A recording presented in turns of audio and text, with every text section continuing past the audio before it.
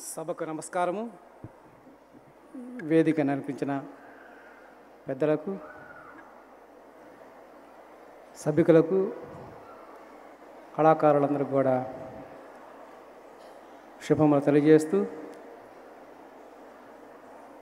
ఈ 4వ అంతర్జాతీయ కూచిపూడి నాట్య సమ్మేళనము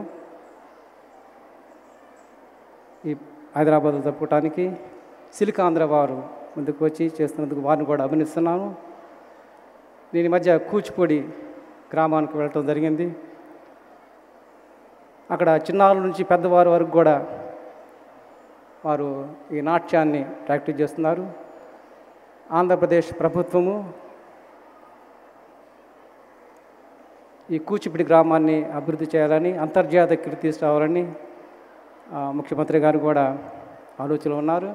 ఇందాక మండల బుద్ధప్రసాద్ గారు కూడా ఈ విషయము చెప్పారు.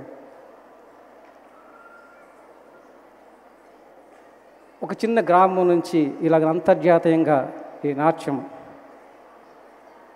అంత కీర్తి తీసుకొచ్చినందుకు ఈ అనేక మంది కళాకారులు దీన్ని ప్రోత్సహిస్తున్నారు.